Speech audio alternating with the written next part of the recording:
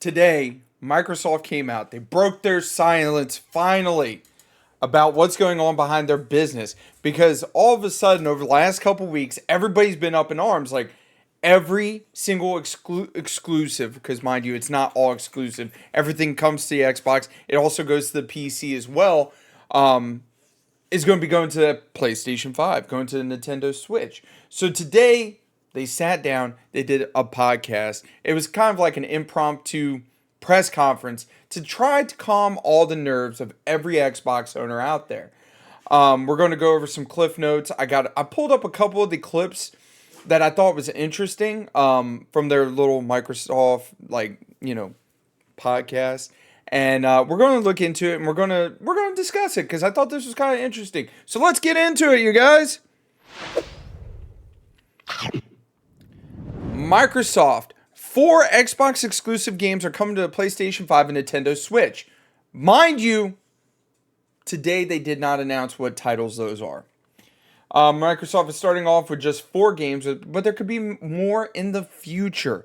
I will admit, watching this, Phil Spencer did not look like he wanted to be there at all. He looked miserable, especially since this is his baby, and he's been he's been a part of Xbox for as long as I can remember. It's kind of a sad moment, and the other 2 people on the panel I've never even heard of before. Anyways, it's official. Microsoft is bringing some Xbox exclusive games to PlayStation 5 and Nintendo Switch. It's part of a broader strategy shifting inside Microsoft's gaming business to grow games beyond just the company's Xbox console. Okay. We made the decision that we're going to take 4 games to the other consoles, reveals Microsoft Gaming CEO Phil Spencer on the official Xbox podcast. Like I said, it didn't feel like a podcast to me. It felt like an impromptu, like I'm gonna throw you softballs and you could just bat at them. Bizarrely, Microsoft is refusing to name the 4 titles, but the company says that 2 of them are community-driven games and the other 2 are smaller titles. So this is going to bring us to the first clip right here. This is them talking about exclusivity when it comes to it. So let's listen. Oh, wait. Just one second. So I thought this was very, very interesting with what Spencer was saying. Games that are over a year old, so they've been on Xbox and PC for a while. A couple of the games are community-driven games, new games that kind of first iterations of a franchise that have reached their full potential, let's say, on Xbox and PC. There's always growth. So he's saying at least 2 of the games are community-driven, over a year old, where they've reached their full potential on the PC and Xbox. Like I said, there's no such thing as exclusive when it comes to Xbox. It's Xbox and PC. Franchises that we obviously want to continue to invest in. Part of having the ability to continue to invest is that the businesses behind those franchises continue. We think it's important that these service-based games that have communities behind them, that they can have confidence that they're going to exist in the future. So 2 of them, kind of community-driven games that will end up on other platforms and give us the ability to continue to invest in them. We think that's great for the business and great for the communities. More players to play with.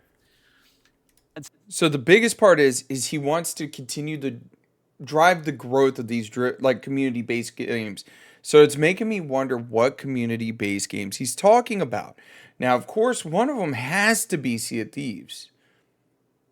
Now, the other one I saw rumored is probably Grounded, which if you guys haven't looked it up, me personally, I'm not interested in Grounded, but it is what it is. Say 2 of the other games are smaller games that were never really meant to be built as kind of platform exclusives and all the. The question is, if these 2 games that you've invested heavily into, that you're looking to put cross-platform, what have you, are not meant to be exclusive games, then why even invest into them? Go ahead, Phil. Fanfare that goes around that. But games that our teams really wanted to go build, that we love supporting creative endeavors across our studios, regardless of size. And as they've realized their full potential on Xbox and PC, we see an opportunity to utilize the other platforms as a place to just drive more business value out of those games. Basically, they're looking to just make more money off of those potential 2 other games that are not supposed to be exclusive. It's kind of weird. Sources familiar with Microsoft plans tell me the first two titles will be Hi-Fi Rush and Pentiment, followed by Sea of Thieves and Grounded. So that's where I read it at.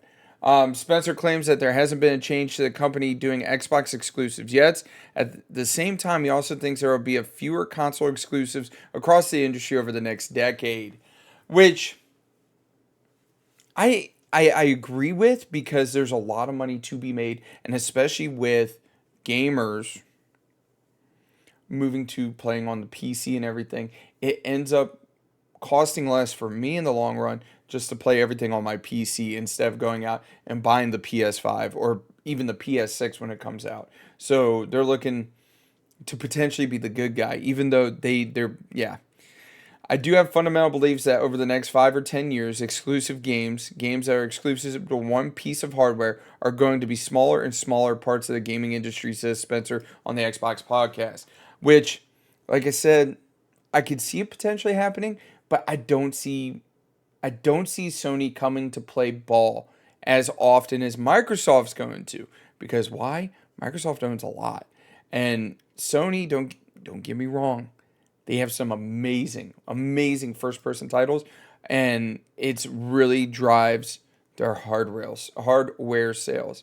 Microsoft is framing this move as just 4 games that the company can learn from, testing the waters, if you will. But rumors have suggested that Microsoft's ambition for multi-platform games goes much deeper. Starfield was rumored for the PS5, and I reported earlier this month that Microsoft has been considering launching Indiana Jones on the PS5 months after its Xbox launch. Which, right here, Spencer has confirmed that Starfield and Indiana Jones are not part of the first 4 games. But he doesn't rule out the possibility for those titles to arrive on the PS5 in the future. So it's going to take me to my next clip right here. So Mr. Booty, I'm going to call him Mr. Booty because his last name is actually Booty. I can't remember his name. But this is talking about first-party games and Game Pass. Core principles. First, that all of our games will be on the Xbox platform. Okay. Second, all of our games will go into Game Pass on day one. Okay. And third, we know that Game Pass will only be available on Xbox. So that's kind of a lie because you can get Game Pass on the PC. Which, like I said, it doesn't make sense to me, like, why people even buy an Xbox anymore, considering I can come on the PC and play everything on the Game Pass. We haven't, on. So not every Xbox game is suddenly going to appear on rival consoles, but Microsoft is clearly considering the potential for more in the future. I asked Spencer whether there would be multi-platform games, especially if these 4 are successful. This is interesting.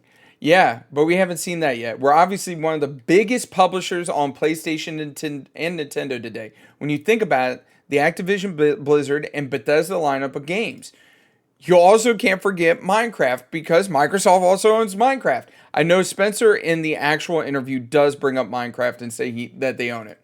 So we know what it means to ship games on Steam, PlayStation, Nintendo, and Xbox. These games are originally launching on Xbox. They were Xbox branded games, and we want to see what happens because going and doing the development work to bring them to new platforms is real work, which it is. It's a lot of work. We want to make sure that they return makes sense. We want to make sure that the audience that's there has an appetite. Maybe they don't. No, I definitely think the PlayStation homies, they're going to love Sea of Thieves. They're going to love Gears of War, Halo, potentially, if Gears and Halo go over there. I understand that Microsoft has previously been weighing up the idea of bringing Gears of War, Microsoft Flight Simulator, and even Doom game to a rival the next Doom game, which, to me, it doesn't make sense if they don't bring the next Doom game to the rival platform because Doom Eternal, they have all of the resources already from Doom Eternal, and all they have to do is just rebuild levels. It's not like they have to start a game from scratch. Final decisions haven't been made on those other games, but there's bound to be more than just 4. As this strategy evolves, it's clear there will be interesting decisions being made about the future of Xbox games and exclusivity. So why does Microsoft need to launch Xbox exclusives on rival platforms? It's all about the money, money, money. That's all it comes down to. It's all about the money. They don't care about you. They don't care about me.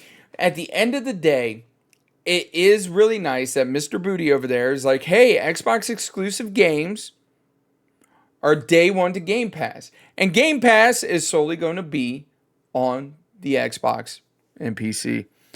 But eventually, I have a feeling if the numbers start to taper, and they also let this build for the last couple weeks, they didn't jump in front of it.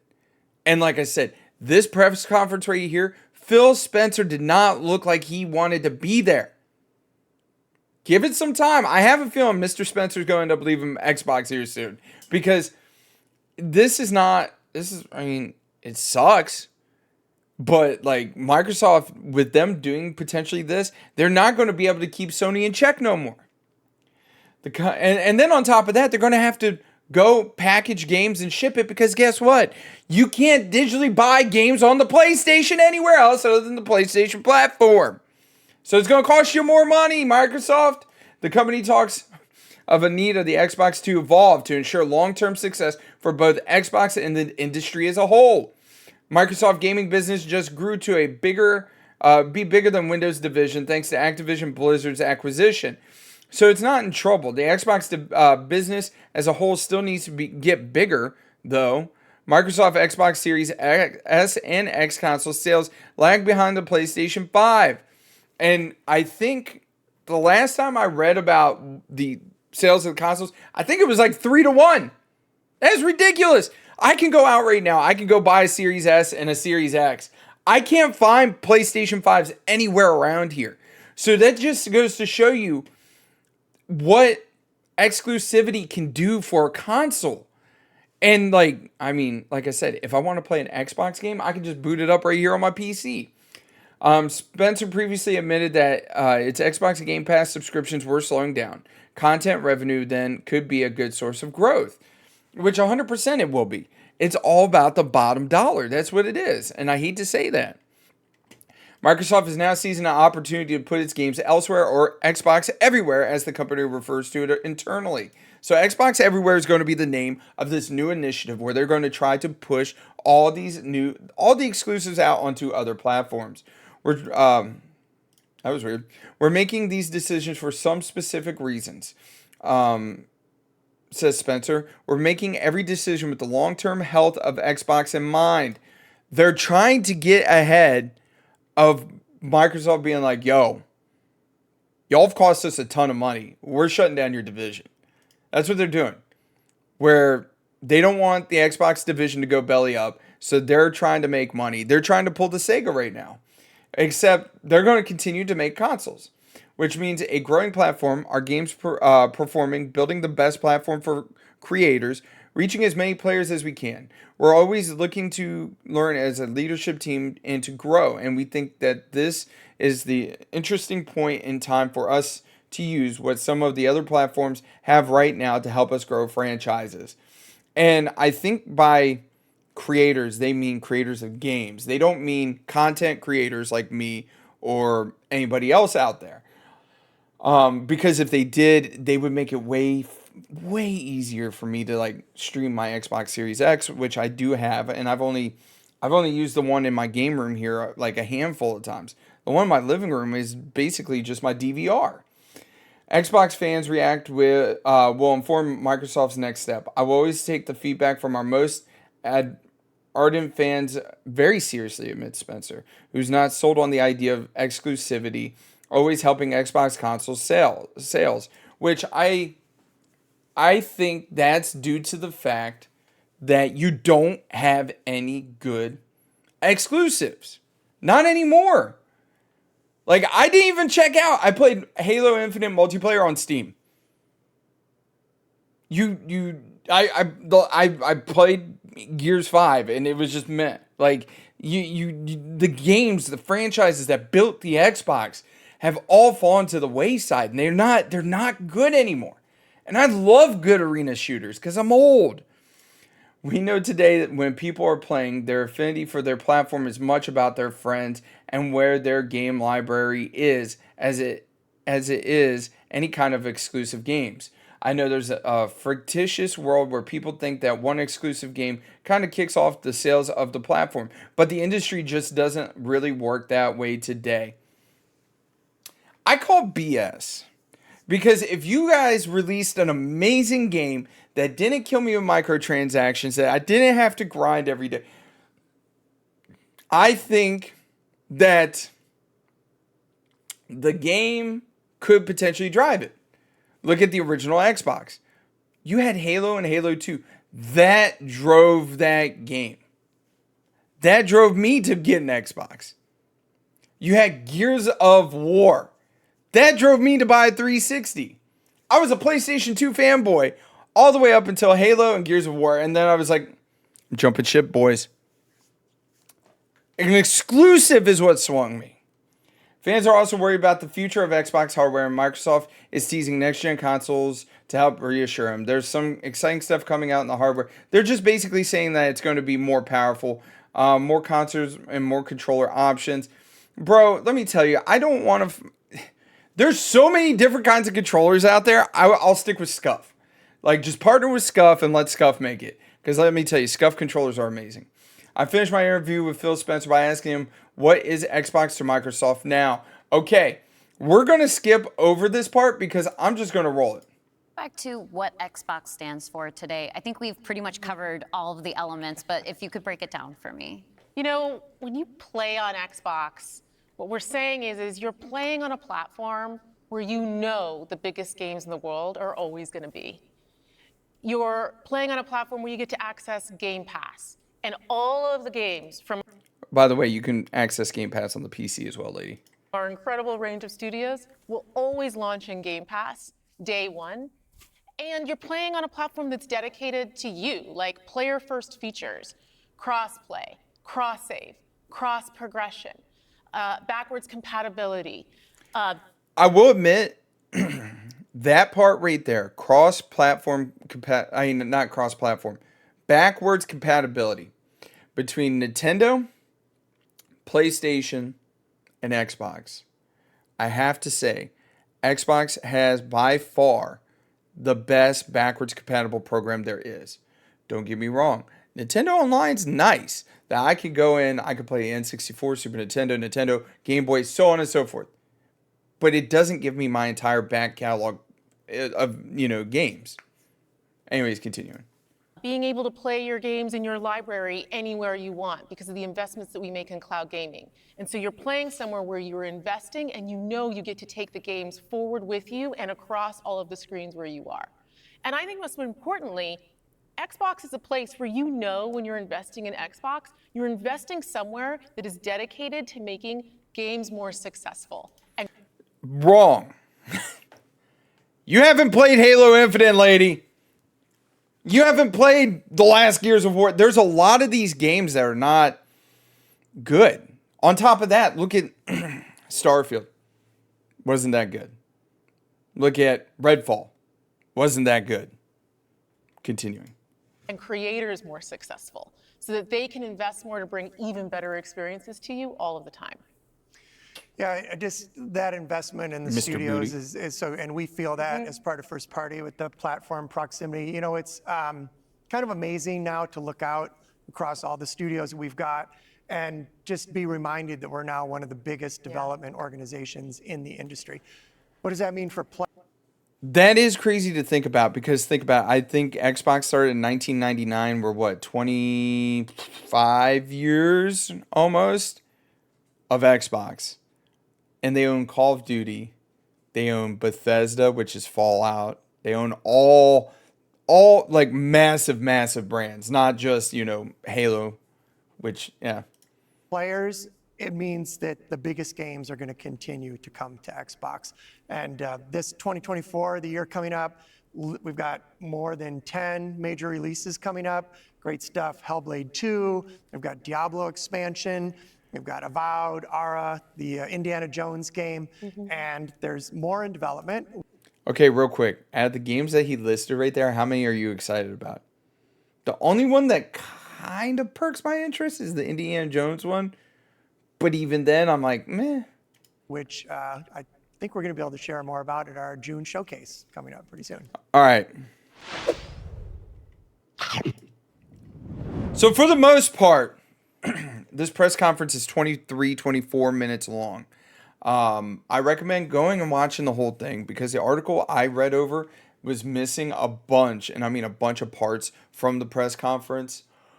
I genuinely feel like there wasn't any substance to this press conference. They're not ahead of the leaks that have been coming out and have people worried about Microsoft, but saying, yeah, we got 4 games coming, and then you don't announce it, and then all you're talking about is like how successful Xbox is with Game Pass and this and that and the third, and you know, it doesn't sound like they're really for the future investing in Xbox. They're in the future investing in bringing these games to other platforms using the cloud, using the PC, and then eventually, I'd say, mark my words, as of today, February 15th, 2024, I'm saying this right now, they're announcing that Game Pass is only on the Xbox and PC right now. Within the next 2 years, it's going to be on the PlayStation. I guarantee it. I would not be surprised if they announced it next year. Anyways, you guys, let me know your thoughts on this down in the comment section. Like I said, there was not a lot of substance to this, and I really tried to add a little substance to it and like my opinions on things. I know people are going to be mad at me. I know people are going to be like, oh, Xbox fanboy, oh, PlayStation fanboy. It happens every time I do a video like this. But genuinely, I think that the Xbox console is probably over. Anyways, you guys, don't forget to mash that like button, comment down below. Have a wonderful, wonderful day. And don't forget to subscribe. Catch you later.